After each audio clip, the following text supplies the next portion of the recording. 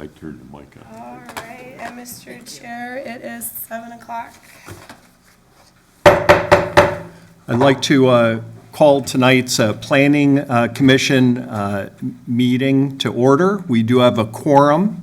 It's good to be back in the same room with everyone, so thank you. It's good to see everyone.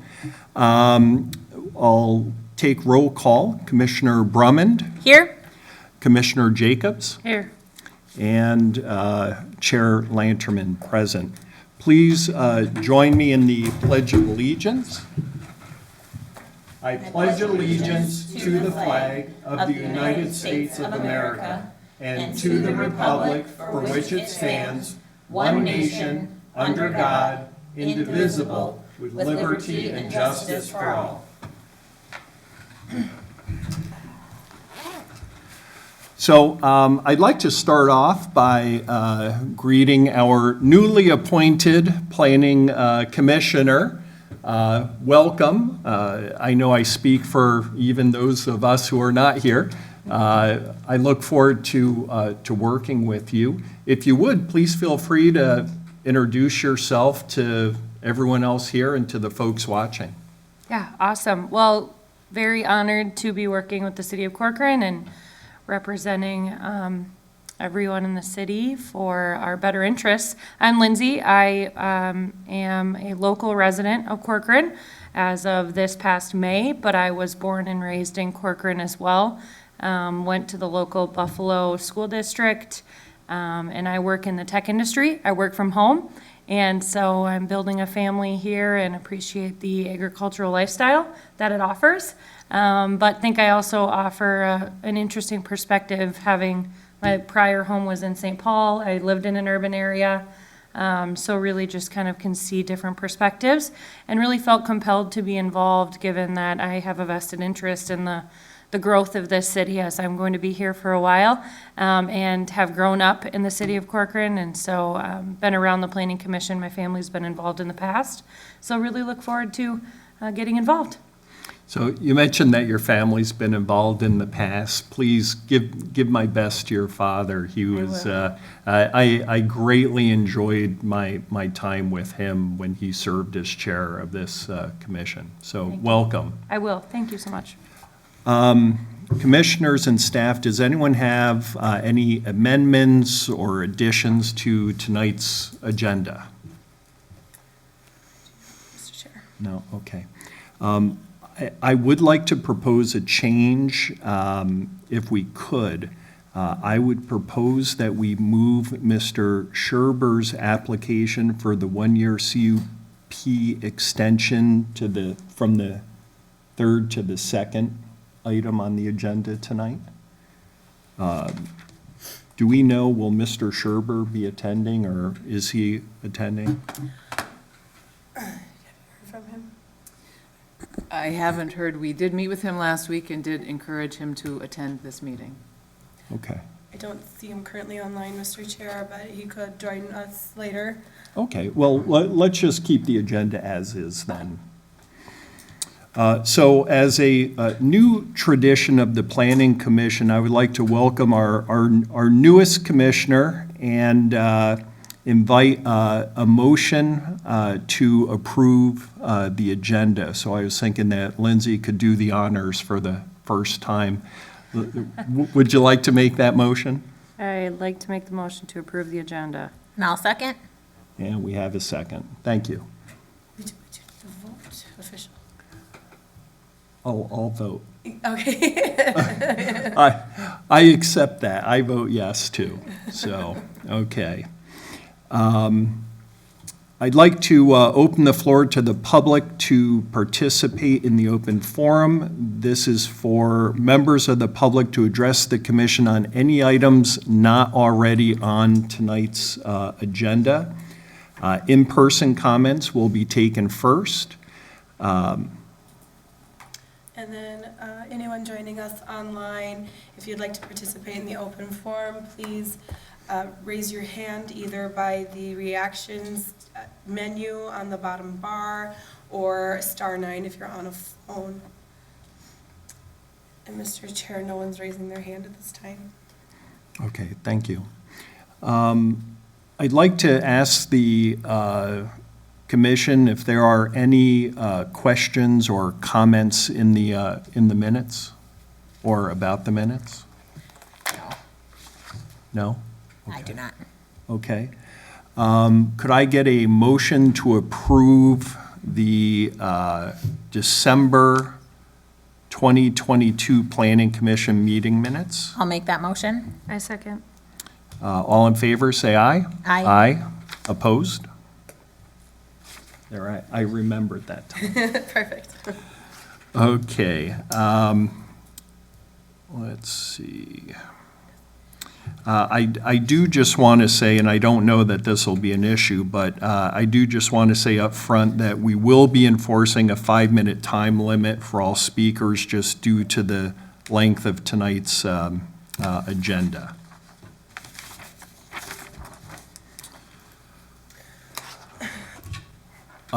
Let's see, Natalie? Yes, we are having some slight technical difficulties, but I am on it.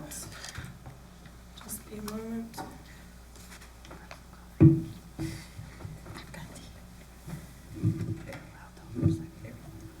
No.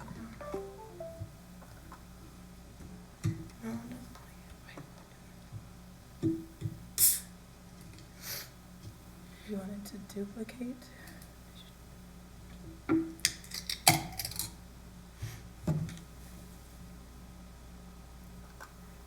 Okay, I got mine to work.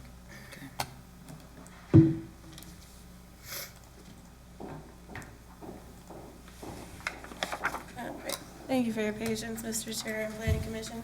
Our first item tonight is a public hearing for a conditional use permit to allow an accessory dwelling unit. The applicant is George Gamak. He is in the audience here tonight with us, and he's requesting the CUP for an ADU of just over 1,100 square feet at 22600 Oakdale Drive. My voice is not great, so I'm going to breeze through this real quick. So this is the site plan that he provided, just kind of carving out the areas where improvements will be, including the additional parking spots, expansion of a pathway to the accessory structure, and an expansion on the accessory structure that exists today that will turn it into an ADU. There really are very few concerns as far as meeting the standards that we updated back in December of last year. It meets all of them, and this is just another plan to kind of show those improvements again. Really, the only conditions of approval that I have currently called out in the draft resolution is the addition needs to be slightly revised on the building plans to show an overhang of 12 inches where 9 inches is currently shown. He's not expected to change that on the rest of the existing structure as it predates the zoning ordinance. And then he will need to confirm the roofing material. If he does move forward with a metal roof, we will deal with a certificate of compliance with the building permit. And right now, there's a condition that the principal structure would also need to be re-roofed, which he had indicated he is open to doing.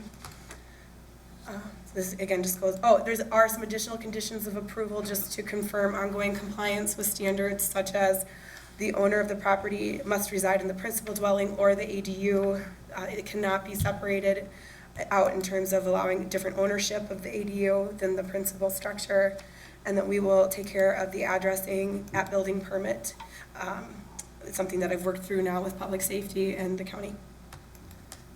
So the recommendation is to open the public hearing, and staff recommends approval with conditions discussed in the draft resolution. Thank you. Thank you. I'd like to open the floor to any commission members who'd like to share their thoughts on this application.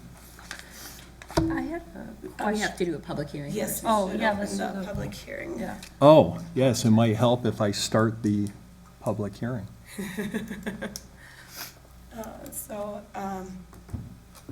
Members of the public online, if you'd like to participate in the public hearing, please raise your hand now using the function in the reactions menu. And Mr. Chair, no one is raising their hand at this time. And my apologies, I'd like to offer you the opportunity, Mr., and I'm sorry, how do I pronounce your name? Gamak. It's good to see you here tonight. Do you have any comments that you would like to make to the planning commission tonight? No, I think everything's pretty well laid out in the report, and if everybody's had a chance to read that, I'd be happy to answer any questions you might have. Otherwise, it's a pretty straightforward application. Okay, thank you. Well, thank you. Hey, I haven't been here since In November. a few months. Let's, can I get a motion to close the public hearing? I will make that motion. I apologize. Oh, we have to someone open. is now raising their hand online. Mr. Jacobs, go ahead and unmute yourself, and you can state your name and address for the record and your comments.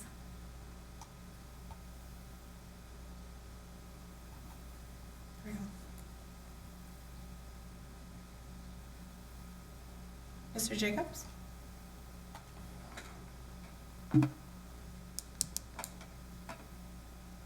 Unfortunately, I'm not hearing him, but we should be. We have audio.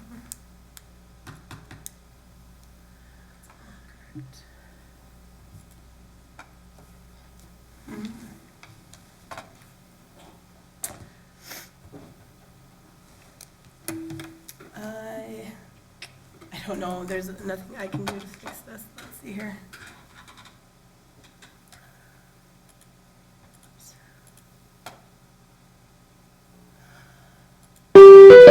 Okay, so unfortunately, Mr. Jacobs, I'm not, there appears to be a sound issue on your end as my speakers are working. If you'd like, you could, I don't have my work cell phone on me. If you'd like, you could call my work computer, and we could try to intake your comments that way. My phone number I'll put in the chat here too, so you can do that way. 1 second. He could call me or. Oh, He could call my number, oh, or I'll call him right now. okay. Counselor Van Camp's going to give you a call, Mr. Jacobs. But if he doesn't actually have comments related to this. He didn't raise his hand until now. Okay.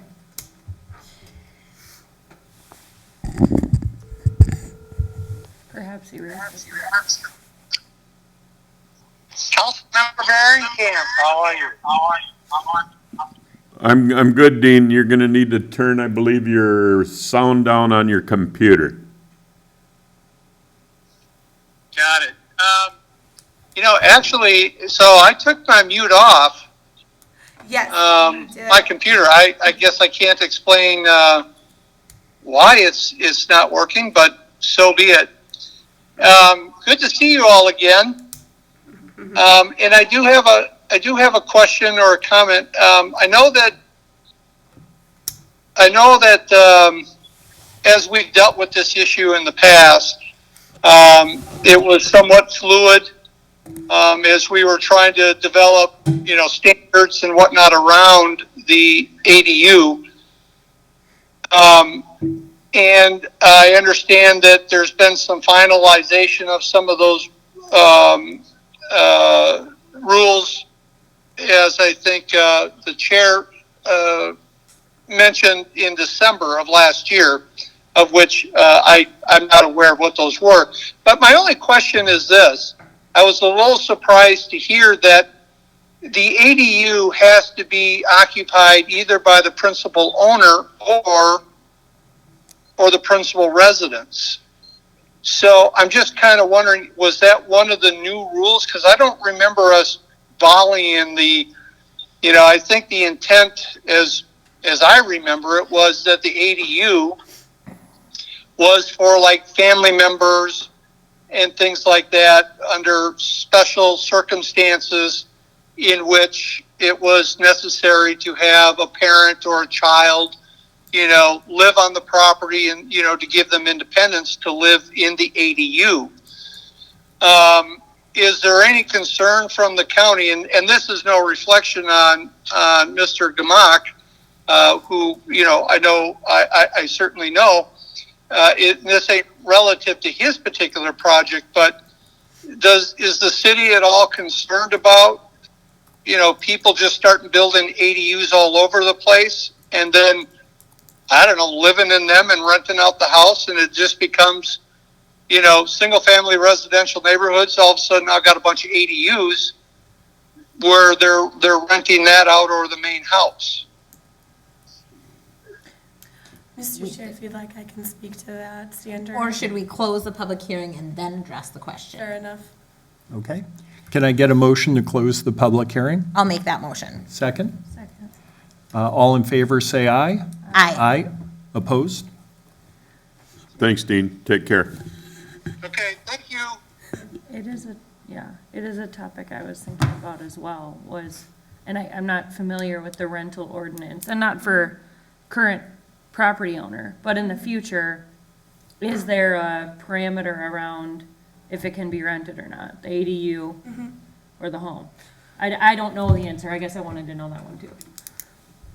And I'm happy to speak to that, Mr. Please. Chair. Okay, so, yes, the standard that the homeowner live in either the principal residence or the ADU was in the original ordinance. That was not a change that we made in the December.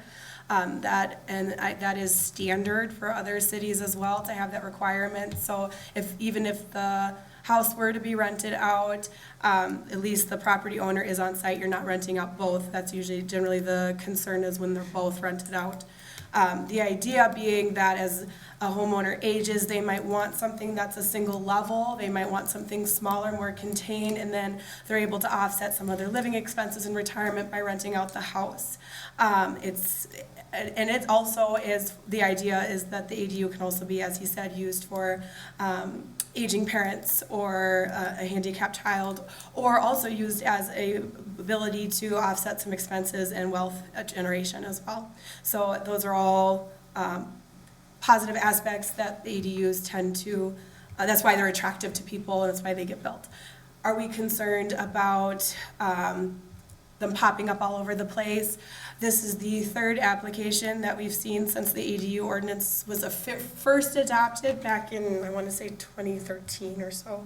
Sooner than that. Maybe, yeah, so we're not horribly concerned about it. Conversations that we have with most people, there are a lot of standards to comply with, even with the administrative permit process that we've put in place for smaller ADUs. There's a lot of standards. So a lot of people, when they come and talk to me, it does slow them down, and it's really something that they have to want. It's not just something that they do on a whim. And it's usually that they have other circumstances. They're not usually doing it just to rent it out. My understanding is there is so many finances that go into it that if that's your primary purpose, it's going to be a long time before you actually start making a profit. So that is my experience with it so far.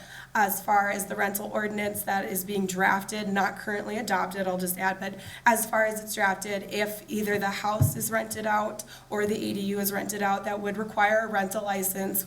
It would be considered a rental dwelling, and there would be inspections and property maintenance expectations that would probably offset some of the concerns as far as it being turning into a problem. And may I also add that if we began as a city to see a ton of them, a city has the option to limit or prevent any further licenses for rental properties to be issued. I believe that is something that the city can decide to do, or the council could decide to do. Yeah, Maple Grove did issue a moratorium when they started seeing an influx of rental licenses. So if it became a problem so much that we feel like we have to slow things down and reevaluate things, we certainly can do that as a city. Okay, so I just add the comment, so we acknowledge that technically it is possible to rent out the ADU. Yes, correct. Not that saying you're going to do that, and I know that in your briefing it said you weren't, but just a future property owner, it's just good to know with these type of ADUs. It's not a cost-effective investment. If somebody was building an ADU simply for a rental, you'd have a hard time getting enough rent to make it, pay back. It just isn't that good. What's more likely to happen in the future is as the property changes hands, maybe 10, 15, 30 years down the line, future owners who will really only need one place to live might rent the other one. Exactly, that's why I'm asking it. Yeah, so at that time, there would be oversight as part of our rental draft. As part of the drafted rental ordinance, there would still be oversight. It wouldn't just be a free pass because the owner lives on the property. They would be expected to go through the rental licensing process. Okay, thank you. you have any I additional do, comments? yes, may I Please. speak, Chair? Thanks. So I just wanted to outline that the 3 conditions, because the recommendation was to approve the draft, and it was a very thorough draft. And I know this is also our second pass because you were here in December as well. And I just have to commend you for the work that you've done ahead of time, because it is, this has been an involved process for you, and we appreciate the effort you've put into it. I just wanted to make sure the 3 conditions were the height of the principal structure, the revise the overhang, and then the roof matching the material. And I was curious mostly about the third, because there are a number of other properties where that is not a requirement, say a barn or a pole barn or something being matched to the principal structure. And so I guess I would want to be curious why that's a requirement, first of all, but then also just indicate, like, my opinion would be that it does not need to match. I would hate to see a great roof on your principal structure having to be re-roofed just so that the 2 match. Mr. Chair, if you'd like to speak Please. to that. Yes, so the standard that we created was that they needed to be, the materials of the ADU needed to be similar to the house.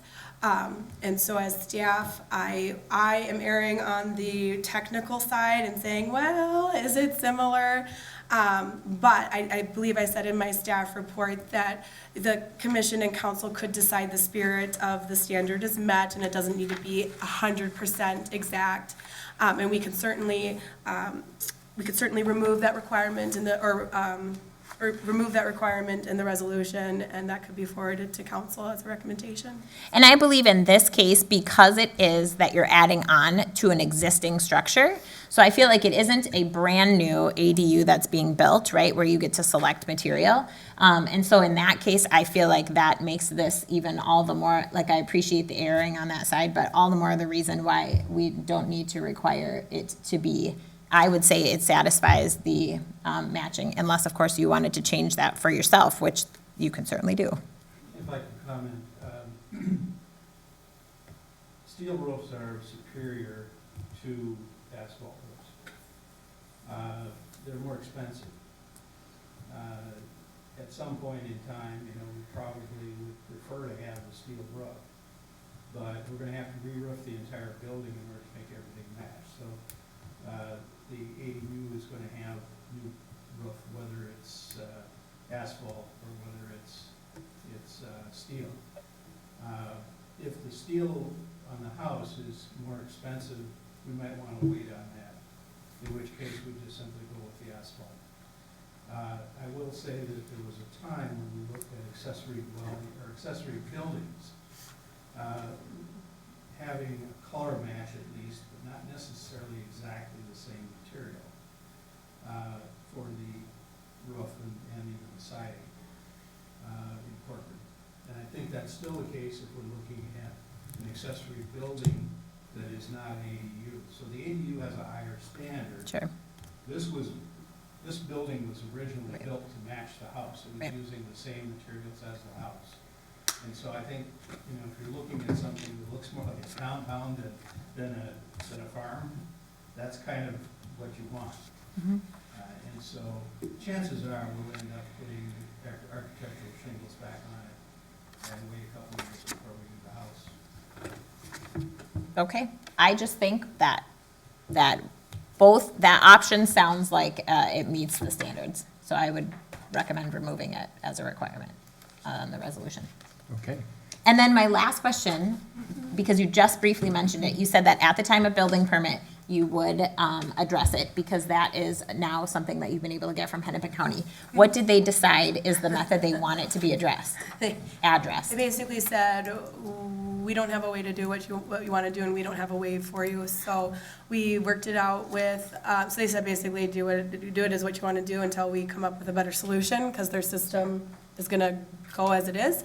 So speaking with our building permits and PD and our emergency team, he will be expected to basically add A to the house address. It'll be 22600A, and he'll just have to add an A on the address, and then the accessory dwelling unit will be B.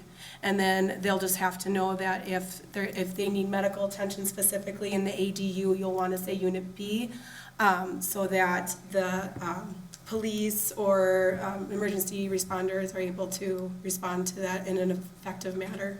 They don't go to the house. Yeah, I think what you mean by that is that there would be signage indicating that this is A and this is B.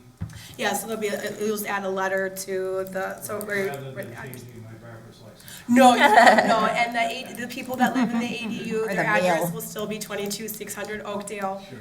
You'll just add signage that's affixed to the residences, that's A and B, and that'll be the best that we can do at this time. It addresses the emergency responders' concerns with the other two that were addressed, so that's where we're going for now. Okay, great. That's all I had. Any further? So, in my opinion, I think that the condition that the roofing materials of the primary residence in this building should be removed. I think that the ordinance use of the word similar is instructive. There's nothing that says it needs to be an exact match. Therefore, I think that the condition could be changed to not require the same material, but could be conditioned upon it being a similar color to the principal structure. Does anyone have any feedback on that or any comments about that? I think we're. I would I agree, yeah. agree completely. Okay. So in my opinion, I think that this application can be approved. I thought that the applicant was very thorough, thank you. And after reading the report prepared by staff, I'm satisfied that the applicable requirements are met. So I would like to make a motion to approve on the condition that the language pertaining to the re-roofing of the main house be removed. So I would like to make that motion. Could I get a second? I'll second. Mr. Chair, just to clarify, I apologize, the motion is to change it to roofing materials must be of similar color? Similar, Okay. yeah, All right, thank you. aesthetically similar. Aesthetically similar, okay, fair enough. And I'm sorry, did I get a second? I'll second. Okay, all in favor, say aye. Aye. Aye, opposed? All right, thank you very much. Thank you, congratulations. Enjoy. Thanks. Have a good night. Out to the woods. Out to the woods. Thank you for coming tonight. I'd like to open our discussion related to the buffer yard ordinance, City File 22-034. I think you have a report for us. Thank you, Mr. Chair. I do have a couple of slides. This is a public hearing for an ordinance amendment to adopt new buffer yard standards. And the city council identified buffer yard requirements as one of their 2022 priorities related to natural resource protection. And they directed staff to research other communities and provide options for buffer yards intended to provide transitions between developments, particularly from new developments to existing developments. And we held 3 work sessions with the council to discuss the buffer yards and prepare the draft ordinance that's being considered this evening. That's not, I'm sorry. Sorry? Sorry, that's a wrong slide, skip ahead. Sorry. Somehow that got mixed up with Sherber. Sorry, I apologize. A buffer yard is a land area as defined in this draft ordinance containing landscaping, berms, fences, or some combination to promote an orderly transition between developments and minimize the impacts. And they'll be preserved in perpetuity by an easement or outlot. We can talk a little bit more about that. Really, with the council, there were 5 main issues that we focused on. Ownership, the basis for the standard, how do we establish a framework for the buffers? What are those buffer yard standards? what uses are permitted, and then how do we enforce it? So the ownership options, really there were three things we found cities do, if you go to the next slide. The landowner, meaning the person upon whom the person's land upon whom the buffer is placed, would own that land. A second option would be a homeowners association would own that land. And in one city, they had an option where there's a buffer that's split between the development and the existing landowner. And the council really felt like that was ripe with problems. That was rife with problems, excuse me. So they've suggested we have two ownership options. Either there's an easement over the land that the landowner is responsible for, or an outlot that an HOA owns. Both scenarios require an easement that would protect that buffer in perpetuity. That easement would be similar to the tree conservation easement that we adopted as part of Tavera, so it has standards for what can happen in that easement, how it needs to be maintained, etc. The second item, the basis for the standards, different cities handle it differently, either using the land use designation from the comprehensive plan or the zoning. And as the council discussed it, they felt that the zoning had more nuance, better reflected the uses and the differences between potential uses. So this is based on zoning districts. And the buffering levels are based on the zoning of the development property compared to the property next door.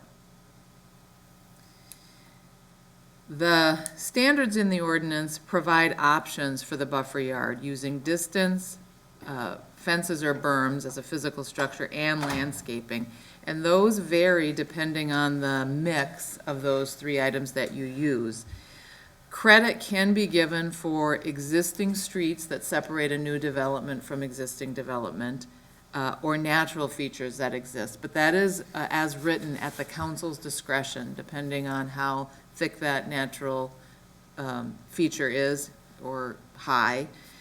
So for example, a buffer yard B is required between a proposed RSF3 development. An RSF3 development allows single-family homes and twin homes, abutting in a property zoned rural residential, which is what the bulk of property in Corcoran is.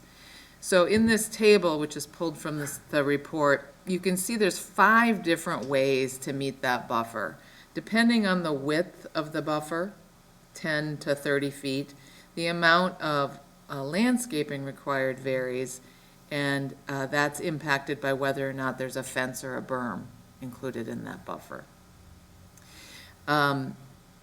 This is required, like our reduced setback, every 100 feet. So for every 100 feet, if you had a 10-foot wide buffer, you'd need to have a 4-foot fence the entire length of the buffer, a minimum 4-foot high fence, and then you'd need 1 overstory tree, 4 understory trees, and 6 shrubs for every 100 feet, for example. In the buffer, the council had a lot of discussion back and forth about what should be allowed in the buffer, and ultimately recommended only temporary structures like benches, decorative items, but not permanent items like sheds or raised beds. The only exception being that stormwater ponds would be allowed to, encroach up to 10 feet into that buffer. They were concerned about how we would enforce this, and we reached out to different cities that do have this type of buffer ordinance, and all cities noted that enforcement can be challenging. Enforcement of any zoning violation is challenging, but they have deed restrictions that protect it, and so it is like any other code violation. We would need to go out there if we got a complaint as a city that somebody violated the conditions of this easement, for example, cut down trees that were supposed to be preserved. The city would have to go out and enforce that. I included in your packet an example of a deed restriction or an easement with deed restrictions from Ramsey, but we would create our own if this ordinance passed, working with the city attorney. So as an example, this was in the packet, this just kind of shows how this, I'm pointing like I have the screen, but the black line on the top of your screen is showing this conceptual development up against an urban reserve area. And so that black line is a Class D buffer, which needs to be 30 to 50 feet wide. Shown here is 40 feet. What I wanted to point out is the council did include an exemption that said if there's existing development that's not being expanded, that's part of a plat, they would not need to provide the buffer. So for that purple area, that's an existing development, and that would not need the buffer. If they expanded in the future, they would be subject to those buffer requirements. The plan shows on the upper left the buffer along this future local street. That's one of those things where the council has discretion. We're showing the full buffer here. The council could say that street is going to provide buffer, and they could allow a smaller buffer if they wished. Tonight it is a public hearing. We should open that and take testimony. Mr. Chair, I'm happy to answer any detailed questions about the ordinance in front of you this evening, but we do recommend that the Planning Commission move to recommend approval of both the ordinance and the resolution approving findings of fact. Great, thank you. With that, I'd like to open the public hearing. I would like to note that we have no in-person attendees here. Natalie, do we have anyone on Zoom? Yes, members of the public on Zoom, if you would like to participate in the public hearing, please raise your hand now via the reactions menu on the bottom of your screen, or *9 if you're joining us by phone. We do have one hand raised, Mr. Jacobs. I believe we will need Varenkamp's help again, so he'll give you a call here 1 second.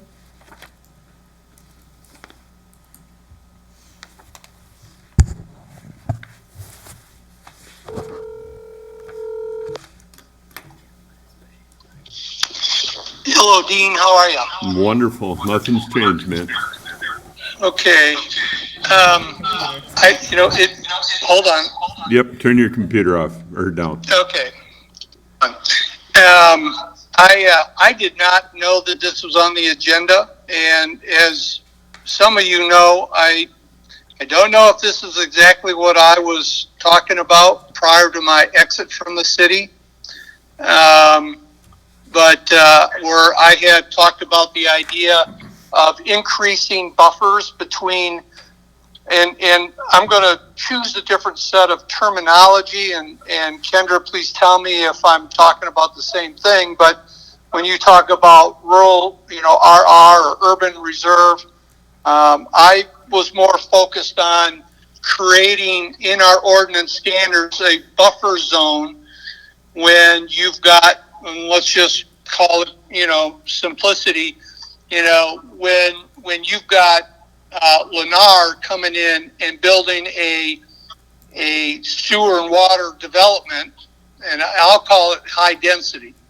And I only say that in reference to, say, then a legacy rural residential. And that meaning everybody that had a lot prior to this where they had to have acreage.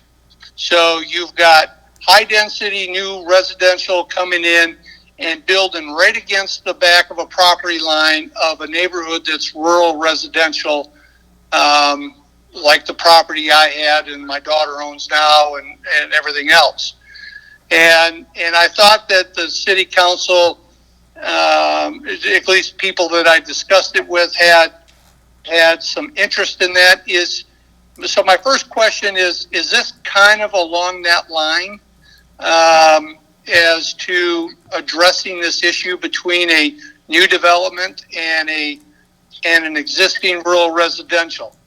My second concern here is I don't think the example putting an RSF3 along the backside of any rural residential legacy neighborhood is fair, appropriate at all. I think that that there needs to be some zoning requirements that you are going to have single family homes And I even went as far as to suggest that the minimum lot widths on those be about 80 feet versus 40 feet. Because if you've got a property, you know, the south border of my old home has a 600-foot, you know, line running east and west. Well, at 40 houses per, or 40 feet per house, imagine all the houses, all the rooftops that you're looking over, versus if they're 80 or 100. And so I think that far more than just saying, well, we're going to put in a 10-foot barrier, you know, a setback, 10 feet, and 4 trees every 100 feet, far inadequate for protecting the lifestyles that people who moved out there and built in a rural residential area for the ruralness and the quietness of it, to think that that's going to do anything at all. That's a joke. You need to give serious consideration to the property type, the lot widths that those property types that border those property lines between the new neighborhood and the legacy neighborhood have. And I think that needs to be much farther than 10 feet or 20 feet. So those are my comments, and if I've kind of hit on this or if I'm completely off base, I apologize. But if this is it, I don't think that, you know, I'm glad maybe I don't have a house there anymore to have to deal with this in the future. But I think that's really the wrong idea. It does nothing to protect people who have put their money and their years into, you know, living a lifestyle only to have it completely destroyed by a new developer, a new neighborhood, and thinking that a 10 or 20 foot thing with 4 trees and some understories is going to do anything at all to alleviate that problem. So those are my thoughts. I thank you all very much. Mr. Jacobs, 1 second. I don't think we ever took your full name and address officially for the record. If you could please provide that for the minutes.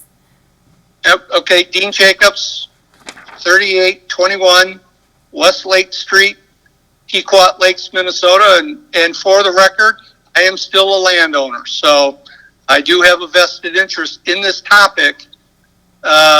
So I'm not just squaring off here because I feel like it. I have a vested interest in where this goes. So thank you. Thank you. Thanks, Dean. Do we have anyone else on Zoom? Mr. Chair, no one else is raising their hand at this time. Could I get a motion to close the public hearing? I'll make that motion. Could I get a second? I second. All in favor, say aye. Aye.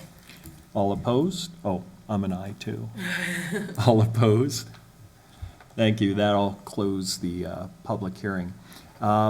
I'd like to open up the floor to the commissioners who would like to share their thoughts on this topic. Yeah, just a question. So you said you compared to multiple other cities. The scenario of exactly what Mr. Jacobs is talking about, right? An agricultural property and then a development coming in next to it. Are you seeing 40 feet maximum buffer in these other cities? Was there any commentary as to those existing residents and the sentiment around that size? I'm just curious if you gathered any information in regards to that. Oh, please. This is, these standards, these levels of buffer and width are very consistent what we found in other cities, including Medina, who has exactly the same issue as Corcoran does with new development up against rural areas. And in that city, 40 feet was also the maximum depth. And what we need to be careful of is a taking. So we still have to give landowners the ability to use their land. We had this conversation when we updated our I want to say churches, but I know that's not what we call them, but our places of worship and assembly standards with the attorney, there is a limit to how big of a buffer you can take from people from a legal standpoint. But also, we talked with the council, the larger that buffer gets, the smaller the lots in the development get. And the council felt like, looking at other cities, this was consistent with what other cities did, accomplished more than we have today, and was a step forward. It is not intended to deal with lot sizes, that's a different discussion, but this does require buffers that are consistent with what we see in other cities who have the same issue of urban development up against rural development. But they were also as concerned, to be honest, with the transition between, Lennar's development is here, and now there's a development coming next to them, on what was large lot land and protecting even those landowners. So it's a balancing act to protect landowners' rights, both who are here today and who are developing their land. Thank you. Okay. So I just wanted to clarify, first of all, in the table 2, the determination of buffering level, I wanted to clarify some of the codes, just to make sure I was understanding them, because we don't have all of these necessarily in our zoning map right now. I mean, or maybe we do, but does MP stand for master plan? Manufacturing. Could she answer? Sorry, she's. I'm sorry. Please. Okay, MP is manufactured home park, Okay, so that's sure. Maple Hill Estates. And then could you also just clarify what the TCR one is? Sure. TCR is transitional rural commercial, so that's in the County Road 10 and 19 area. Most of that is zoned rural commercial, but there were a number of existing homes in that area that are guided for rural commercial, but are zoned transitional rural commercial, kind of like our urban reserve, as a holding zone until development is proposed. Okay. And then, thank you so much, I appreciate that. And then am I understanding it correctly, when the different buffer yard classes say a minimum of a 4-foot fence, does that mean that that fence is a requirement? Because I am just seeing fences pop up everywhere in my mind. Yes. It does, but that's why each of the different classes have options that don't have a fence. Okay, so someone could select one of the options that did not require a fence, and then just meet the requirements in terms of the plantings and the width requirement for that particular one. Correct. I guess, speaking from personal, I am concerned with the amount of fencing that could potentially go up as a result of this. I think that the intent originally, when it was discussed, was sort of this natural resource preservation appearance. And I just think that if fencing and it becomes an option, I think it is more obstructive to sightlines, perhaps. And I think that there is maybe a time and a place where a fence would be a good thing. So that is just a concern. I guess I don't necessarily have a suggestion or a comment other than that. The other takeaway is, or other question would be, when we allow a existing natural resource to take the place of a buffer. So I think, and when you talked about Chabera, I think about that, the nice trees that they were able to leave up. They don't have to do a tree requirement in that case, obviously. They don't have to meet the plantings because they're leaving up a natural resource. So at that point, are they just meeting a width requirement? Oh, yeah, yes, if the council could say, for example, you have a 60-foot wide forest, you're required to have a 30-foot buffer, we will accept that 60-foot forested area, or they could say preserve 50 feet of it in lieu of planting new buffering. They still have to meet all the other standard landscape requirements, but that is something the council could approve based on the particular circumstances. Okay. I guess the reason I ask those questions is because I believe the intent is to create an area of transition that has natural preservation appearance. And so I just want to make sure that in our requirements, we're not actually doing the opposite of what we wanted to do. And so, and ending up with sort of these neatly planted areas that just kind of create a little bit more space between things. I guess I was a little bit disappointed to see that like more maybe tall natural prairie grasses weren't, like those open spaces weren't maybe a part of a transition from a neighborhood. You know, I think that would also be appropriate in some areas instead of just planting a number of understory and overstory trees. I think in terms of the management, I would agree with what the council has found. I do have some concern. It was discussed that it could potentially, like if the HOA could choose not to maintain the area, then the city would come in and need to do maintenance. And this is not in disrespect to the city, but the city's goal is not the rhythms of nature, right? And so a lot of times, some of that occurs when they have the ability to schedule it. And so I'm thinking trimming of trees or what have you. I'm still waiting for tree stumps to be removed from my property line after the trees were whacked down because it fit with the schedule in terms of making projects happen. I understand and appreciate that. But I just don't want, like, that is a concern that I would have, is that all of a sudden it just becomes another area of maintaining that actually kind of creates a burden on the community versus what, you know, putting it in the hands of a landowner who then has the personal responsibility to take care of it. So I can appreciate the intent, but that's just a concern that I would have. I'm gonna flip through my notes here and see if I have any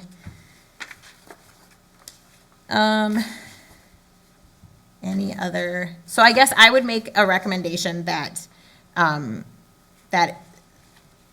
and I guess I don't know how people would feel like it would fit, but instead of just requiring overstory, understory, and shrubs, which again, do not necessarily have to be native plants, so they could be non-native plants. You know, if something, if someone is willing to put in some tall grasses that are native, I would be willing to accept that.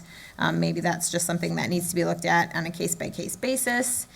And then I would also look at just removing maybe some of the fencing requirements or minimizing the fencing requirements, 4-foot, 6-foot fences, that's a lot of fences. And I just don't necessarily want to see all of those fences. I do appreciate the work and the effort, but I have some concerns in terms of the, you know, adoption of such a process. That's what I have Okay. for now. Do you have, Aries. did you Yeah. have something? I want to echo a couple notes I had. I had the same thoughts around fencing of where are we determining when it happens, if there's options, what's the characteristics between determining if it does or doesn't happen, you know, because there's expense considerations to it. I agree, you know, the fences can be good in certain situations, noise barrier, et cetera, and others, it just seems like it's a little too flexible maybe. And I could have missed this, but, and this might be in the same vein you're in, but thinking about the wildlife characteristics of the property and what we're planting that fosters those characteristics, if that makes sense, right? So it's how are we going to foster those wildlife, those insects, those things that were there before? Are we categorizing it or classifying it, and are we considering what should be there to match it and to keep those things going? And to the comments around the rural agricultural properties, this might be wild, but, you know, is it possible? It can vary so much. When we have a water buffer, we have a property sitting on a hill, we have a property not sitting on a hill, we have, you know, trees, we have forest, we don't. I mean, these agricultural properties can vary so much, and these buffers are so rigid that it can make a huge difference from one property to another. Are we seeing any type of, or is there any consideration to some type of variance or case-by-case basis where it's discussed between the property, the new property, the old, and it's determined of what's appropriate based on certain characteristics? I'm just thinking about how do we accommodate for the fact that there is such a variance between properties of those size and of those kind of agricultural lifestyles, and what might fit the best need? Does that make any sense? I feel like you're making a lot of sense because it is right. So what you were talking about in terms of like, so I think of Mr. Gamak's property, right? He lives in a section of the big woods. If all of a sudden we had somebody come in there and say, oh, let me plant a bunch of tall prairie grasses as a transition from my development into this property, that wouldn't make a lot of sense. But like leaving, trees on the area that's to be developed would be a natural appearance transition. But you take a different one where it's low-lying grasses and you try to, plant a number of evergreen trees, that's not necessarily going to give the natural transition. And I think the natural transition would actually create the better intent of the buffer than throwing something in there that then looks unnatural, if that makes Yeah, any sense. I feel like I don't know, are we making sense? Because we feel like we're understanding each other. But I don't know that we're getting through. Mr. Chair, Please. is the comment that if it's a farm field today, an unforested area, that you would prefer to see this new buffer be native grasses rather than a more formal planting of trees and shrubs? That's a very specific example. I guess I'm thinking about it more thematically of how do we, in certain zones that are rural and agricultural, how do we look at and perhaps categorize them, right? To determine the different buffer size, characteristics, and what should be there, because they can all be so different. And that might be more taking a closer look at it. That makes sense. It does. Your example is specific, but yes, that's what we're getting at. And then on the broader scale across the city, because not everything would be existing farmland, but then take another property where you're creating a transition between two areas. The greater goal than just sticking a bunch of plantings in there to meet the requirement would to be how do you keep a more natural looking transition, I guess, is so where there is a wetland, creating the buffer that looks like the native wetland area where it's big woods, keeping whatever that transition is in theme with the big woods. Where it's farmland, you're not sticking a bunch of things that look out of place in terms of a transition. And so we're wondering, is that even possible as you create an ordinance, because it is so varied, but an ordinance has to be so, it has to be so standard. I think the challenge comes back in part to the taking. You absolutely could say, in lieu of the trees, you could plant native plantings, tall grasses and things like that. But I think the council wanted a physical, visual barrier between the new development and the existing development. And so it's sort of a different Intent. intent, I think, because I hear you. I think native grasses can be a great transition. It's less of a buffer.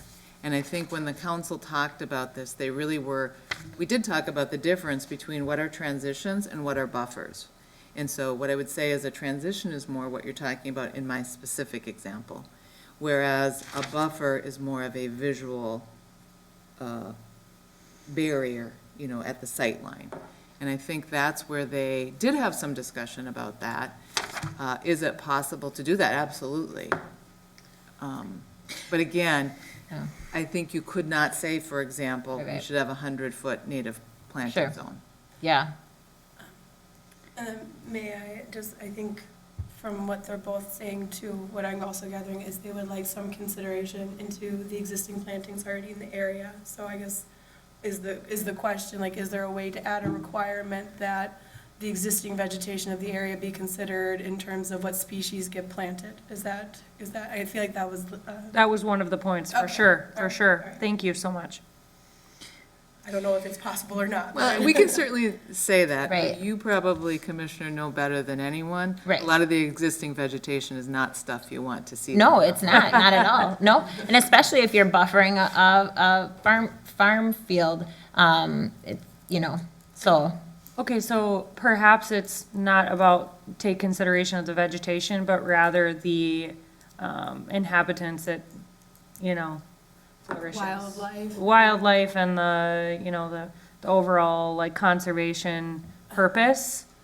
And so that, maybe that's, it's not necessarily about the vegetation itself, but rather like what it houses. Yeah, so again, this is not a greenway corridor.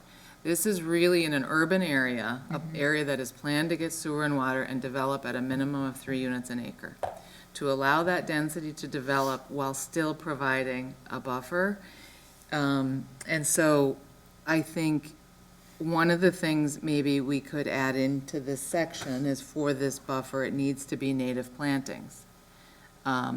We could say, look at the plant materials in the area when planting that buffer zone. I fear, because I know what some of the plantings are, that would not be what we'd want to see. Versus native plantings might get more of what you're talking about in terms of wildlife and maintaining habitat for wildlife. But it's not going to be a wildlife corridor in the sense of it's going to be the path for the deer to get north to south through town, for example. I would also add, if the commissioners are open to it, maybe it should be compatible with native plantings, just because there may be some changes in the coming decades as to what actually can grow. And so I think there's going to be a lot of species that are going to be basically hybrids of what we are used to seeing to try to retain our forest status as a state.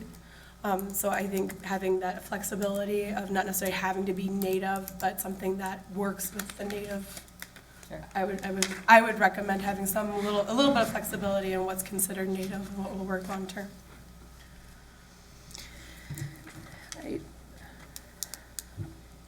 I also I keep looking at like the definition in the first sentence. Buffer yards are landscaped area along lot lines provided to separate or buffer adjacent land uses. So then you get to the question, and you know, Mr. Jacobs raised it, is like, at what point is it an effective buffer, and at one point is it not? And I just, that's something I'm thinking about, and I'd ask my fellow commissioners what they think. Well, I think that it is complicated because there are density standards that have to be met that are set by the Met Council. And then there are a number of other requirements. So I think, like Kendra had said earlier, it's a step towards something that we don't have now, to give something. So in that regard, it's good. My concern is that it feels like a lot of consideration, a lot of code to be implemented, and I'm wondering if it's really going to give the impact that we're looking for. Because I think even looking ahead, so say then when or if the adjacent property, which at one point in time, one development is being transitioned to or buffered against, develops, like, is that buffer zone still gonna make any sense? And yet we're putting it into perpetuity forever, and I think that's something that is difficult to plan for when one area is developed, likely to be a way, but something else could happen on the other side. Those are my thoughts. I don't know if I responded. Very good, thank you. I have a quick question and a couple of comments. Question for staff is, will this change to our ordinance affect PUDs that have not reached the final plating stage? In other words, will buffer yards be required only for PUDs moving forward?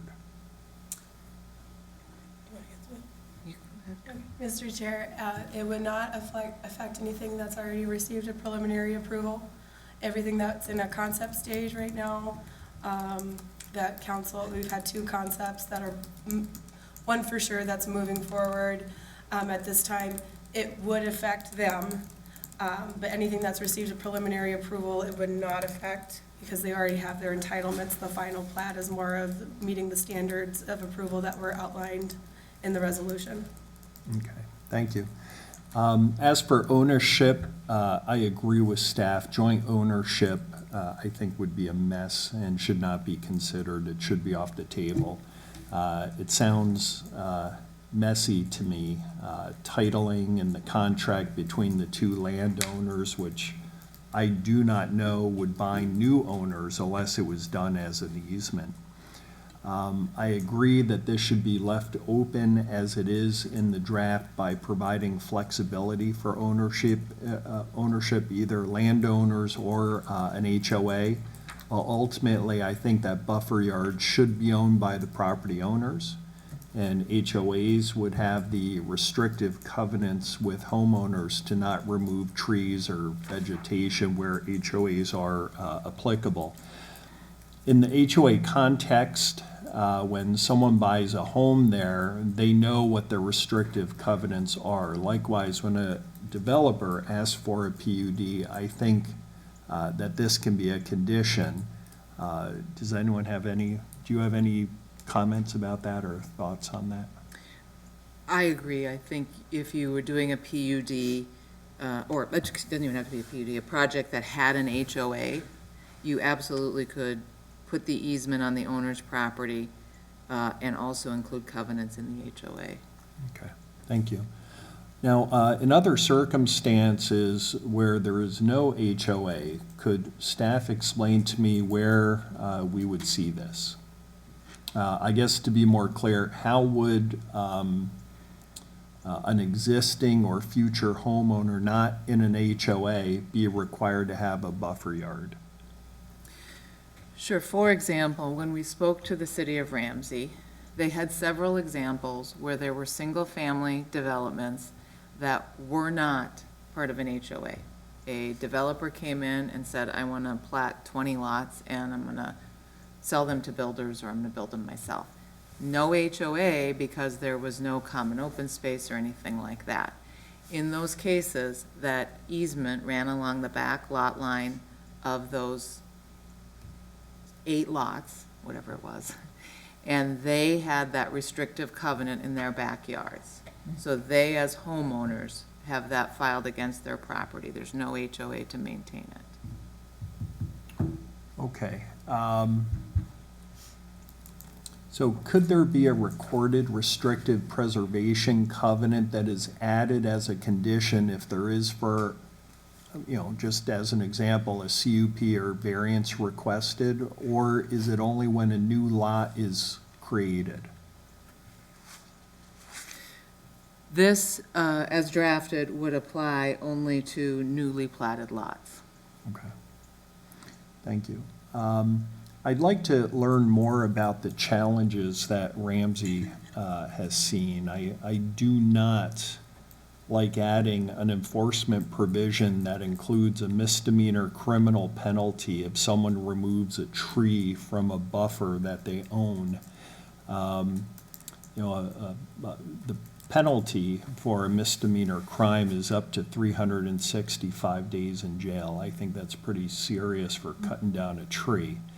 And just to add, and maybe I'm thinking, too much in the box. Ideally, I think that in practice, a violation would be a civil matter for an HOA to pursue, or perhaps we should consider dropping that from a misdemeanor to a non-crime petty misdemeanor, nothing more serious than a speeding ticket.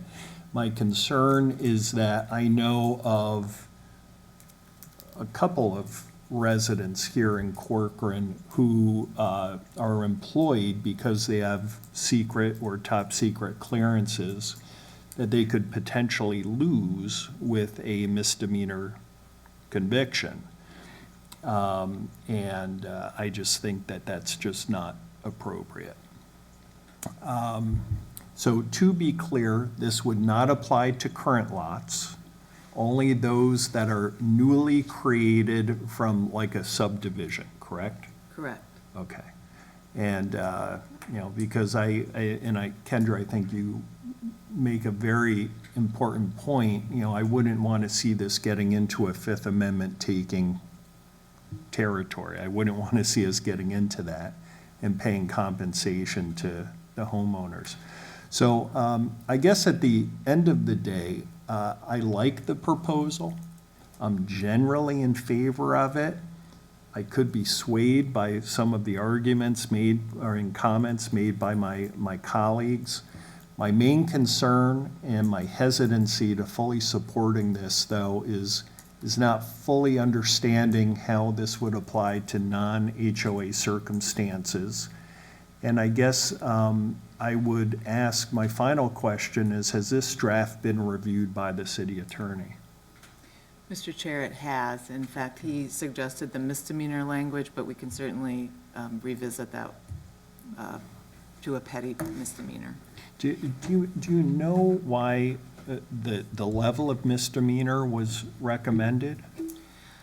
You know, I don't, but I suspect as I looked through our code before the meeting, almost all of our misdemeanor references in the code are misdemeanors, and the only petty misdemeanors are in the auto violation section. Oh, okay. That just may be something that needs to get cleaned up, but I'm certainly happy to talk with the city attorney before the council meeting. I don't know as much about that. Okay, all right, thank you. May I ask a follow-up question? Please. And then I believe Lindsay would like to ask a question as well. When you were talking about newly platted, it came to mind is the Bechtold Farms as an example, because it's a rural residential development in a rural residential area. Can we just look at the chart and see, is that gonna require a buffer? If so, what is the buffer? Because I do have a concern that in that type of an environment, the land should be owned by the landowner, with the landowner able to do to the land on their property. So can you help me understand, using the table, what that would look like? Please. Thank you. So Bechtold Farms is surrounded, it's zoned rural residential and surrounded by rural residential. So if you go to table 2 and you look at the proposed development as RR, and you go down to the zoning of the existing neighborhood as RR, you see an asterisk.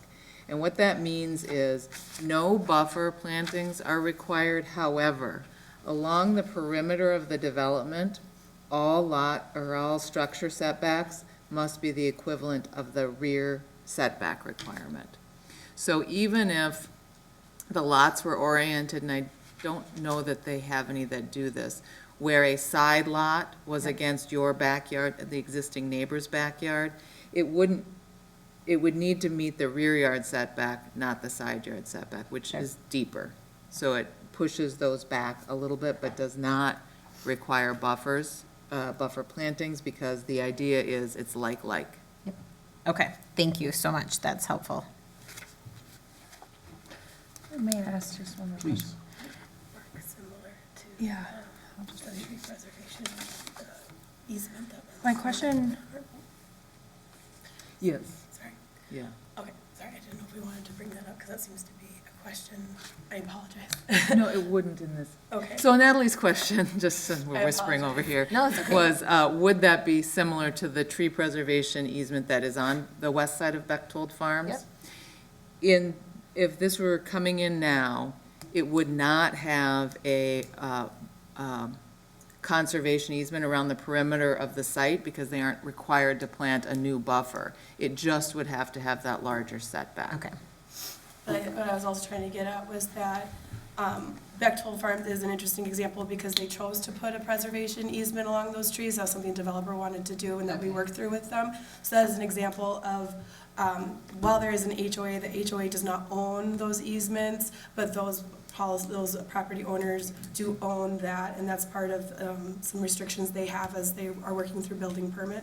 So I do think we have examples of, that would be similar to how we would apply it to Okay. a buffer easement, I guess, is what I Okay. would say. So, So though it's not required, you have something like it that you guys are working through at the city level, that's kind of giving you a taste for what this would look like. Okay. Any other comments or questions? may I ask one more question? Please. So, big picture, I appreciate, like, the fact that we're looking to implement this was a goal of the city, and, you know, the standards, and we need to start somewhere, right? I'm thinking about if the definition of the intent and the purpose behind the buffer. If there is, and I mentioned earlier, the variance between properties can be so significant, and if there's already a barrier due to the height or the makeup or the, the habitat there. Is there anything for a resident to, if they see a significant variance between the existing land use and the adjacent land use and the buffer not being effective, are they able to come to the city and say, this isn't gonna work for me?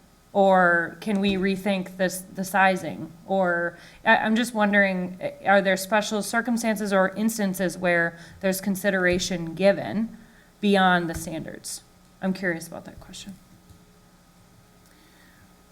If someone comes in with a standard subdivision, they have a right to develop their property. And if they comply with the ordinance, they comply with the ordinance and they're allowed to proceed.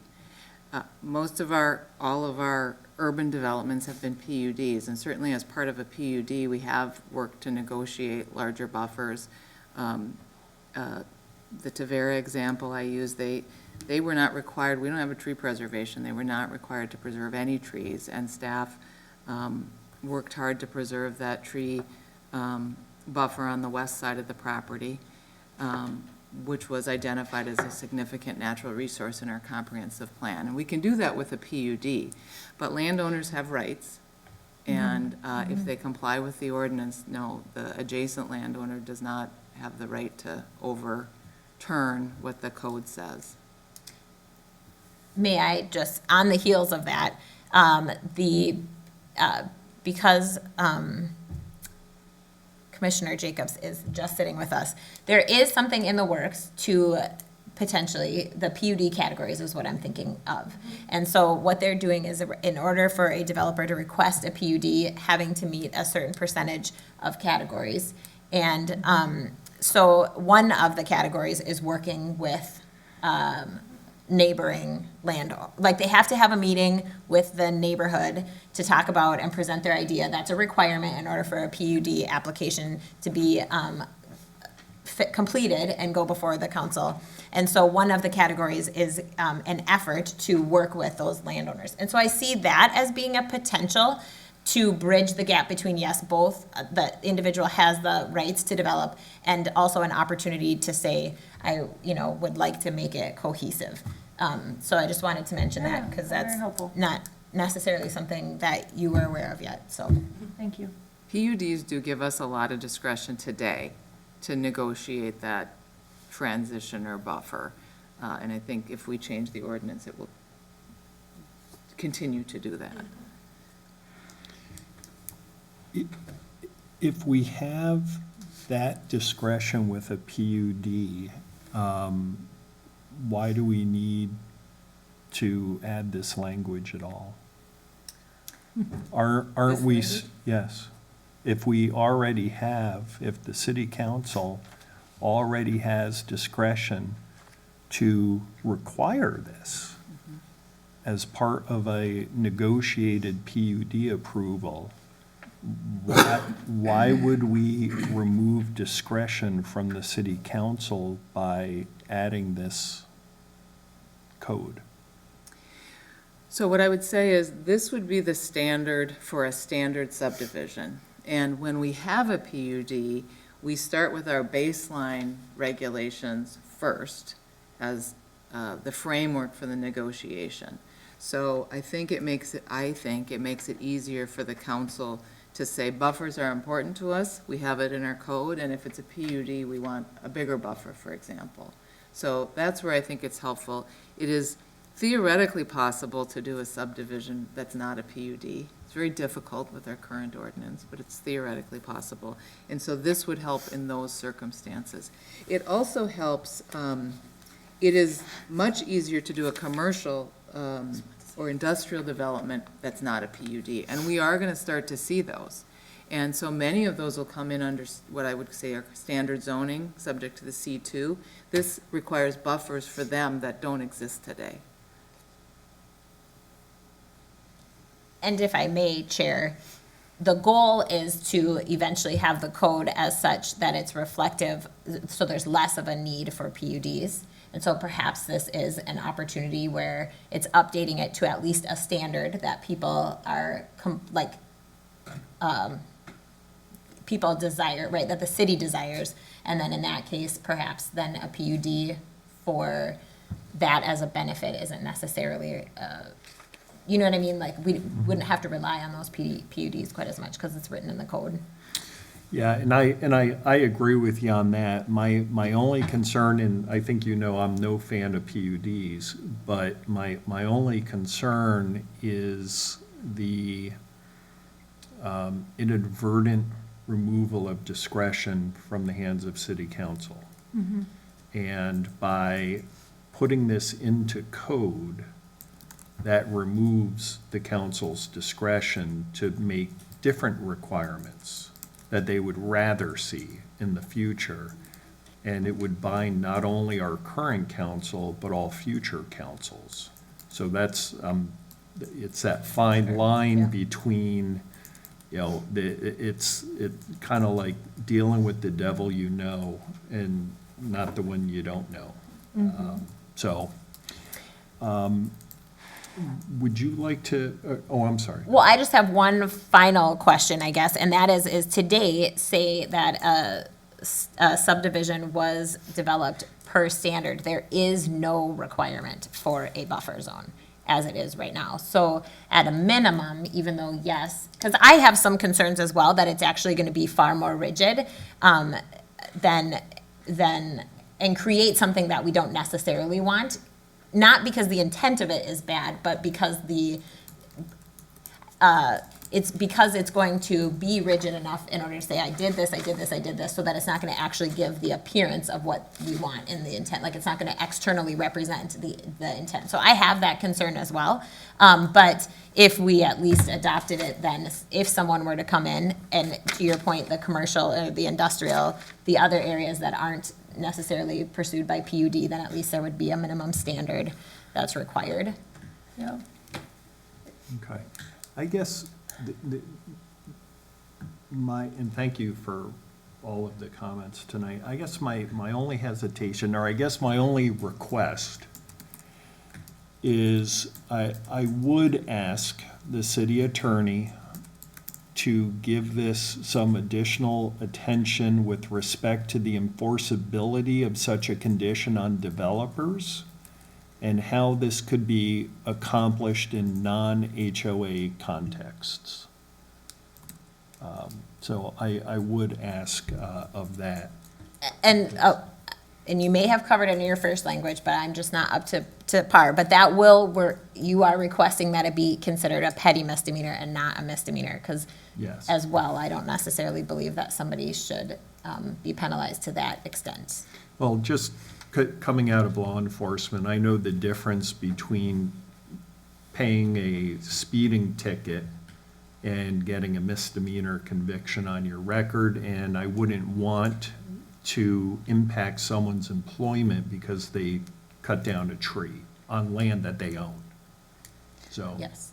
that would be my, I'm sorry, go ahead. May I ask one more question, or have we exhausted the No, topic? go ahead. No. Okay. Is there any possibility of, or have you seen ever, a city have buffering ordinances for certain zones, and certain zones being up to city council discretion with PUDs, or, right? So, because I understand the intent of the scale and having a standard to go by, but I also understand your point too around like the devil you know, and having a lot of those PUD discussions and having the value of the council's perspective. I'm just wondering about how do you accomplish maybe both? And in those instances where we do need to cover and have a requirement in those areas. I don't know. I wanted to put that idea out there. So in a PUD, everything's up for discussion. A Yep. PUD is a negotiated zoning district. So certainly in those circumstances, absolutely the council can expand beyond what this says. Yep. But you could, I have not seen where under standard zoning you negotiate standards. So if you come in with a compliant plat in the district, whether it's commercial or residential, as a developer or a landowner, you want to know what the rules are before you spend Yep. money on civil engineering drawings. And so we need to establish minimum standards for standard subdivisions. But if there's a variance, the city can attach conditions to offset the impact of that variance. If there's a PUD, we can negotiate standards that way. But you couldn't adopt a buffer ordinance that said, I don't believe you could adopt a buffer ordinance that said, we want a buffer, and we'll tell you what it should be once we see your plat. Yeah, I agree with that. Yeah, okay. I don't think I articulated my point well, because that wasn't it. So I apologize. If I come back to it, I'll let you know. But it was more of, you know, if it's like for like, maybe there's not an issue. In a rural residential area, there may be an issue with this buffer, right? We heard passion earlier. So how do we have instances where it's up to council discretion? And maybe it's the PUD, but it sounds like there still is technically a loophole or a gap there, is what I'm hearing. So how, I'm just thinking through it live, and I should have processed it before saying it, but how do we set it up for scale in those areas where we feel comfortable that it's going to serve the intent that it needs to, it covers the city's bases, but leave the opportunity for council perspective? And maybe that is through the PUD and we're good, but it just sounded like there still was a gap because a PUD, there still is a gap there. Well, there's a gap because a PUD is a request from the developer. So if the developer, so say somebody buys a plot of land adjacent to, you know, something else, and they want to develop it per all of the standards, then they don't go through the PUD process at all. So then whatever the code is how they would develop it. And so today, if they were to develop it, there's no buffer yard at all. This at least sets a standard for saying what we would have. I think your earlier question was perhaps just more about the table 2, where it talked about different areas. Because the table 2 is what indicates the required buffer yard class. And so there is not a place on table 2 where it says rural residential butts up to RSF 3, therefore there's no standard. You just have to ask the council. And that is, to your point, then no, we can't do that. That's exactly it. Yeah. And like, does the entire city need to be zoned and applied to this ordinance, right? Or do we look at certain, you know, density areas and say, okay, this makes sense, like an ordinance protects these residents, the buffer does what it needs to do, but in these instances, we have to have more discussions around what the buffer is gonna be. That's what I was wondering, is does the ordinance apply, does it need to apply to the entire city in all zones? That was my question. I should have asked it way more simply than that. Please. Yeah, it does. Okay. Because I don't think everybody is, well, many people are concerned about development next to them. Whether you live on a 10-acre lot or on a quarter-acre lot. Yeah. You know, I've lived through it. The farm field next to me is gone and is now a bunch of houses. None of us, you know, we're all concerned about that, and this is attempting to provide another layer to provide some protection as development occurs around us, because we are in the urban service area. The council has adopted a comprehensive plan that says, you know, these things are going to change, and it's a big change. You know, when I started here, we didn't have sewer and water, all large lot. Sewer came in and things are different, so we're trying to put Yep. things in place. And it will continue to be difficult as people see their neighbor sell their property and develop. And so this is a way to try to provide a tool. It's going to be difficult to find something that will satisfy the person, I think, next to that development. It's hard. And so this is a tool that other cities have used. Again, they felt that it was pretty effective. But everybody has a different opinion. So the Ramsey planner loves fences. You get immediate screening, loves them. Easy to enforce. The trees are hard, and he's a tree guy. The trees are hard because, trees die. And then you gotta deal with how you manage that. So it's so personal, it's challenging. That's why it's hard to find a one-size-fits-all, and we tried to put some flexibility in here. But it does have to apply consistently so people know what the rules are when they Makes develop sense. their land. Yeah, yeah. Thank you. So on that note, if we feel like we've asked all our questions, I would be willing to, we have to come to a what are we making a resolution for, or what are we voting on? And I have heard you bring some things up. So I'm asking, with the things that Chair Lanterman has brought up, do we still proceed with actually making a motion to approve the resolution with those kind of conditions attached to it? Yes, I'll let Kendra take it. I don't know why I talked. Go ahead, Kendra. That's fine. No, you can absolutely make a motion to approve with changes. One change would be, and these would be things that we would present to the council, and we would certainly review with appropriate staff. So for example, change from a misdemeanor to a petty misdemeanor. And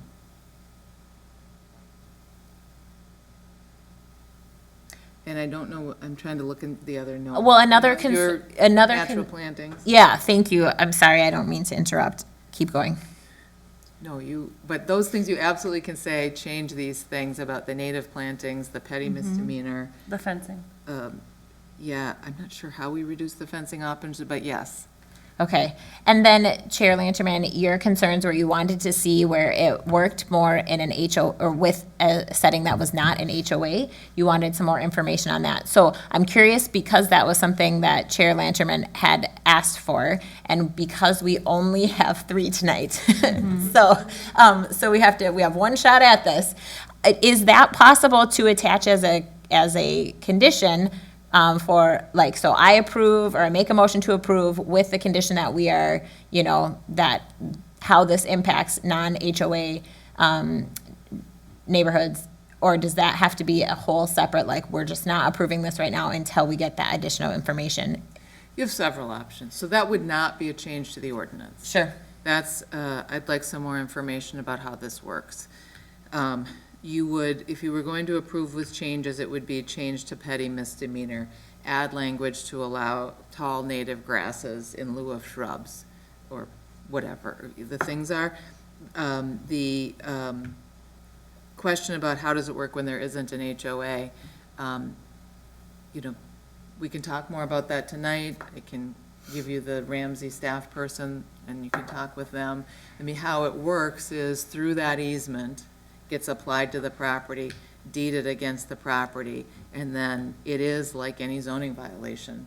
Again, the homeowner cuts down trees, the city goes out there and says, you had these 17 trees in your backyard in this conservation easement, you're gonna need to replace those trees, and it's not with whips. And that's where Ramsey said, that's not fun. Yeah, And I hear you. I guess I'm hesitant because I don't know how this is gonna be enforced with a developer and how this is gonna be accomplished in non-HOA settings. I think perhaps we consider shelving this pending further research by the city attorney, or at least getting answers to these questions. I think that it's important that all questions be answered when we're talking about city code, basically our law, and I would like to get it right. I would rather get it right than get it done fast. Any feedback on that, or? It feels right to me.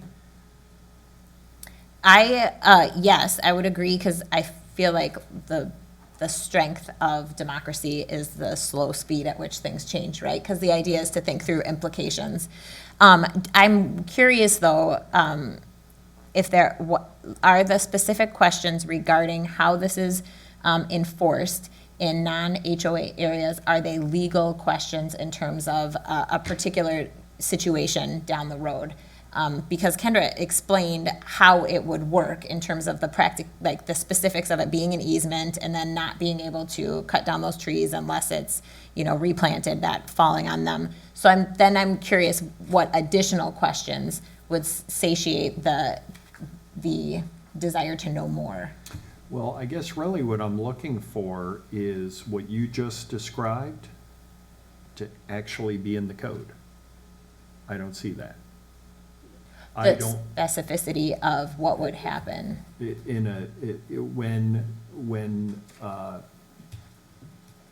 When enforcing this code with a non-HOA, this is how it's going to work. Oh, the explanation of an Like, easement, conservation easement adjacent. Right, I mean, I mean, because this is the law, everything has to be considered to the best of everyone's ability here. And I've read this a number of times, and for the life of me, I can't figure out how a non-HOA landowner, homeowner would be held to enforcement on this, and what that enforcement would look like. So I think, I'm generally okay with this. I would like to see some additional details documenting the impact at non-HOA situations. So if I may ask a question, if we were to make a resolution suggesting that as a change, it would not come back to us if that change was implemented. Is that correct? So say, do you know what I mean? Yeah, you have the option to table it. If you choose to table it, I'm gonna need some more, I'm not sure what else I can provide other than this example easement from Ramsey, which is private landowners that are responsible, and the language in J and K. So I just need some, more clear direction about what to bring back if you want to table it and see it again. Happy to do that. I'm not entirely sure what else. Sure, so, yeah, maybe I can help. So, what I would like to know is how does the city enforce this ordinance on a developer and/or in a non-HOA context? How does the city enforce this? What does that look like? So specifically, are you asking like the code enforcement process? So the developer would be, so we have landscaping inspections, that's just typical, that just has to happen. So this would be the buffers, if they're planting anything, would have to be a part of the landscaping plan. And then we go out several times for properties to confirm that they are complying with the landscaping plan they provide us. And then we have to go out again after a warranty period to make sure everything's still alive. So that would just be a part of the process we already have. And then as far as code enforcement, we are complaint driven at this time. Eventually we could be, that could change at the direction of the council, but right now we're complaint driven. So if we received a complaint from the neighbor that, hey, they're cutting down trees that are supposed to be the buffer, we will go out, we'll compare it to the landscaping plan and be able to no, this is a violation, and then we would, at that point, refer back to the easement document recorded against the property. And then they would, if there'd be a violation provided. So our code enforcement process, we usually give a warning letter, work through it. I imagine the ultimate goal is compliance. Really, it's not to punish. So we'd probably be like, you need to plant a tree within X date, and we'll go from there. If they refuse to plant a tree, then I would assume that we would at that point move towards, the petty misdemeanor. That's how, that's our current process, is to first work with them, and if they won't comply, then we forward the violation to city attorney for prosecution with the courts. Okay, all right, that's helpful. And then at that point in time, the requirement in terms of the size of those trees just falls back to that original table, correct? Like, it would be whatever, so they, something was cut down and then someone's given the opportunity to make it right, it just goes back to the original size requirements. Not necessarily. Sorry, Mr. Chair. Oh, I'm sorry, go Can I ahead. answer? Okay. one of the things we talked about, Ramsey's example doesn't talk about what happens. One of the things we've talked about adopting as a condition of PUDs, which we can do as PUDs, is to say if you remove a tree that was supposed to be preserved, you need to replace those same caliper inches. And so I think the council may wish to incorporate something like that into our draft conservation easement. If they adopt the ordinance, the next step would be to draft the language of the conservation easement. The challenge, I don't want to get too far in the weeds, but the Ramsey guy's a tree guy, Chris is very much a tree guy, and one of the challenges is if a large tree gets cut down and you want to replace those caliper inches of a 26-inch oak, you're going to plant that in multiple smaller trees, and you run the risk of choking out the vegetation. And so that's one of the challenges they've experienced in a couple of instances. So we just want to be thoughtful about how we do that and still maintain the integrity of the buffer, right? If the buffer was an existing landscape buffer that was being preserved, for example, and people cut down trees that are large, we don't want them replacing them with whip trees, right? We want something that immediately, again, provides that buffer back. We hope that doesn't happen. Okay. And, Chris would tell you we're Dusty and Medina. It doesn't happen a lot. Rochester claims they've never had a violation. I'm skeptical. I think they might not know. Lies. On the heels of that, though, then I'm thinking trees die. We said that earlier. And not only that, windstorms come and trees fall down. And that comes with cost. So when that's in a conservation easement in a home that's not an HOA, the responsibility of that falls on the landowner to assume the cost of cutting up that tree or getting rid of it. There's no requirement in that scenario to replant a tree. Yeah, I think that's part of what the discussion would need to be. I think the cities we spoke to are silent about that. None of them have a good tool today for how they deal with violations of the buffer. Or even, Right. not a violation, but an act of God, so to Right. speak. And so when I spoke to Ramsey, they sort of work with homeowners on a case-by-case basis in those circumstances. But, for example, in the conservation easements that we do have for tree buffers, we've talked about a couple of them tonight, those have language that talks about what happens if trees come down. And frankly, in those, it is just, if they come down and they're unsafe, you need to remove them. But trees provide habitat when they go down, so we don't always necessarily, if it's not causing a safety issue, want to remove them. So it sort of depends. And that I guess that sort of illustrates what an underlying concern of mine is, because I think what we want to do, or what it feels like we're attempting to do, is to legislate care for an area between two developments.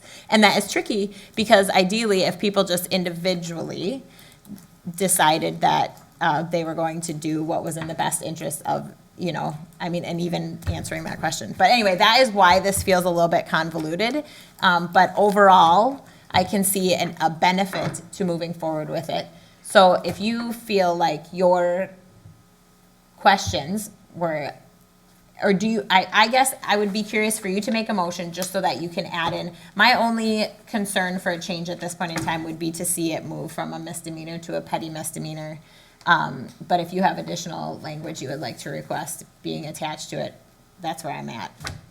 A consideration, Chair, of a change or recommendation or edit would be around the fencing. My interpretation of the way it's written right now is that there's not specific how and when and how much fencing, and there's options. And Well, the how would be if like someone was in buffer well, class right, B okay, and they picked 10 feet, then the minimum 4-foot fence is a requirement. Is that correct? So, but if they were in B and didn't want to build a fence, then they could say, okay, I'll do a 20-foot buffer with these plantings and then no fence. okay. We were thinking about how do we maintain control or aesthetic of where fences are going up and how much fencing. And it sounds like it's up to the discretion of the person putting up the buffer right now. And do we want to have a recommendation around more structure around that? That's my thought. And Mr. Chair, we do have a fence ordinance that establishes maintenance standards and where they can be located on the property line. You need to survey and to put it on the property line, and the finished face needs to face out, and they do have to be maintained. So we do have a fence standard that, in terms of maintenance at least, accomplishes it, and that doesn't necessarily accomplish whether we think it should be used or not. Right, because it goes back to some people like fences, some people don't like fences. I don't really like fences. So I feel like that is, so I can appreciate that there are both in here, but I also see, to your point, it is the selection of the person doing the developing, which again, a landowner has the rights to do. I think it's just unique when the landowner is not the person who will reside there. And so that is a unique situation. What if they really like fences and they're selecting fences all the time, but both people who will end up residing on either side of that fence are not fence people and they can't take the fence down? So, anyway. Thank you. Any other comments, questions? My only comment is that was a really lot longer discussion than I thought. But hey, a good one, but longer than I thought. The Commissioner first night, and I'm talking Brumman, a lot. could I get a motion? I would be willing to make a motion to recommend approval of this ordinance with a change from the misdemeanor being under K in the new language, from it being a misdemeanor to a petty misdemeanor.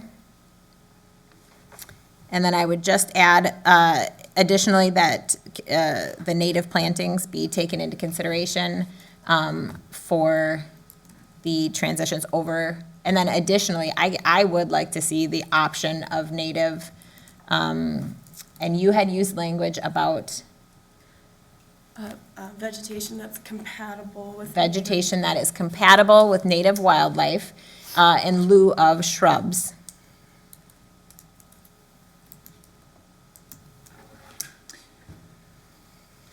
Can you just clarify that? Absolutely. Allow native plantings or compatible plantings so is that, so to me, when I hear native plantings, it includes trees, but do you mean trees, or I just want to understand. No, that's good, because I also feel like they got put together. So I would like to add to the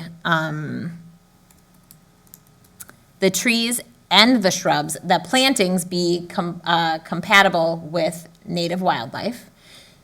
But then as a separate, the additional thing I would like to see is the willingness to accept tall prairie grasses or tall native grasses in lieu of shrubs in some buffer zones.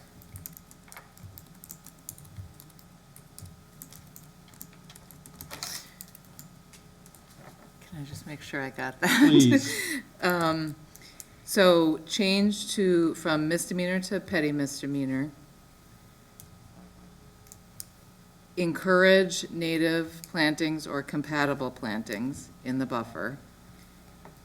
And encourage plantings that are compatible with, I wrote native plantings, allow plantings to be compatible with native plantings. Well, I think, But that, yeah, and I think we could even strike the language native and just go with compatible, because to Natalie's point, that native may change in time, like over time. allow plantings to be compatible with native wildlife. Yes.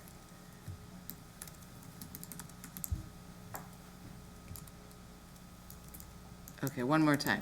Change to petty misdemeanor, allow plantings to be encourage plantings to be compatible with native wildlife, and allow tall native grasses in lieu of shrubs. Encourage or require? Ooh, the strength of that word, huh? I don't know where we can go with that in terms of encourage or require. And I don't know either. I don't know what plantings are compatible with native wildlife specifically. I think there's, well, so understory trees, for example, there are specific understory trees that are absolutely compatible, and they generally are not the ones selected by large-scale development, but nanny berries, now I'm gonna blank on all of the ones. So what I'm hearing is we need to temporarily upgrade an internship for Commissioner Broman to come and create a tree list for our buffers. Yeah, I mean, I hear what you're saying. I'm just trying to think about when they come in to those of us, Sure. Natalie's not a landscape architect. So when she reviews it, we know what native plants are, but I'm not sure staff or council knows what plantings are compatible with native wildlife. Do you see what I'm saying? I do, yeah, and I think the reason we changed the language, because native plantings is pretty standard, but the concern was that if native, what is native today is not native in 15 years, does that still, so does it make more sense to, Would it make more sense to just Native at the time of application. sure, the native habitat, maybe? Require native species to be used in the buffer plantings. How about we do Sure. that? And native can change over time. I think if we talk to my landscape architects, there are trees that were not native, now are. or that were native, excuse me, that are no longer thriving here. Yeah, that was to my Okay. point of using compatible in case that changes. And I'll see if he has suggested language. I've never heard compatible, but Yeah, no, I just know there's a lot of studies being done, and there's a lot of hybrid species that would not be considered native, but may be able to better fit the habitat with the current climate conditions. So that's my concern, is trying to make sure we have a carve-out for that kind of Commissioner, would you be flexibility. okay if I worked with my landscape architect to come up with language to accomplish that? Yes, especially because a lot of, even as I think what was proposed for the Northeast District Design Standards in terms of the landscaping, I feel like that is what we're trying to accomplish or ask in here. So maybe there's even some just information we can pull from that. Maybe we could just reference. Fair enough. Commissioner, would you like to make a motion? I did. Oh, okay. She Is that was pending? reviewing all Okay. the complex changes. It's just waiting out there to see if there's a second. I'll second that motion. I just want to make sure Kendra has everything typed up. Yep, I got her, no. And I'm happy to read it again if you want me to try it one more time, but I'm okay. Okay. Are you? I trust. I think do. we're fine. So we have a motion, we have a second. All in favor, say aye. Aye. All opposed? Okay, motion carries. Thank you. That was a good discussion. Kendra, are you caught up? Yep. You have it all typed? Got it. Okay. Mr. Chair, would you like a presentation on the Sherber? Yes, please. This is, Should we take a, Can we take a 10-minute break? go to the bathroom? Of course. if I'm gonna ruin the quorum. No. No, here, we'll take a 5 minutes? 5-minute break. Sorry. All right, members of the public, we are taking a 5-minute recess. The meeting will resume at 9 PM. Thank you. So it's more like an 8-minute break, but How many people are on the line? 3. Okay. Yeah. Do we have the applicant online? I don't think so unless he has a representative online. Okay. Great discussion, you guys. Are you Mr. Schultz today? I am Mr. Schultz. I was confused. Are they switching? Who is the liaison? No, we are Mixing taking it up. turns. Oh, okay. I stopped because I didn't read everything, so I wasn't sure if I was supposed to be here or not. Holy Thursday. Councilmember Yeah. Schultz Yes. is not Yep. here, so I know that was actually a concern a little bit. Yeah. Yeah. I was on my way home from work, and this is on the way, and I stopped and Oh, And said, thank is it you. my name? And we're glad you did. Yeah. appreciate it. I thought you saw the email from Counselor Schultz. That's why I was like, oh, he's here. I'll just No, switch it I out. can't, I don't have as Chair Landerman said, I'm one of those people that have security clearance and all that stuff, and I can't have my private emails at work or anything, and Oh, it's crazy. do you mind me asking what you do? I manufacture silicone wafers and chips. Okay. for a company down in Bloomington. and- Oh, you drive all the way down to Bloomington? Yep, 4 days a week, 4 times this week, 3 times next week. Okay. It goes back and forth in Yeah. 12-hour days, but we make wafers and chips for the Defense Department, Oh, SpaceX, wow. Okay. NASA,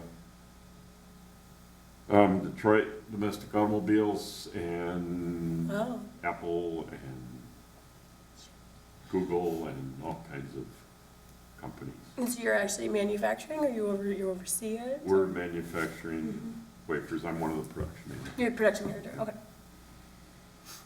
So the most talked about thing in the government today is that CHIPS Act. We have the ability to get a significant amount of that for specific purchases related to equipment and those kind of, we just don't get money to do. So it's a huge application process, and it's kind of neat. Yeah, It's been fun, be a year here in a couple of weeks. yeah. It has flown by, crazy. You need to put cover on that silly little pony out there? Corinne, we lost our 35. Did ya? I'm sorry. Had to put him down Tuesday. Did you opt for rendering, or did you dig? I will not disclose. Okay, no problem. But the reason I ask is that we actually just watched Audrey and I did a Zoom training with a vet from Piper Hospital. Yeah. And that they did a study at the St. Paul campus on composting. And they actually had no coyotes. They had night vision cameras out. And they didn't have any issues with coyotes doing the composting. Recorded, aren't we? You know what? We are recording on this, not on Zoom. I didn't think about that. I would hold off. Yeah, I apologize. But I'm really sorry. That's That was hard. hard, but Yeah. Leslie handled it very well. I remember going to pick him up from a farm that didn't want him. He was neglected, malnourished. He was a year old, and I picked him up like a calf and put him in horse training. Wow. He was so, Wow. 30, 40 years you guys had him that he had long. 34. That is a long time. Never kicked one of them, never bit one of them, Wow. never. I'm sorry. He was Leslie's soulmate, so it's tough. Yeah. You get gearing up for show season?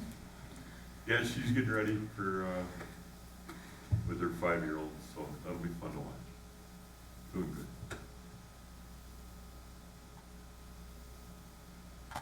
Okay, so it's 8:57, so I have a few more minutes, since I said 9 o'clock, just because I wanted to round it up.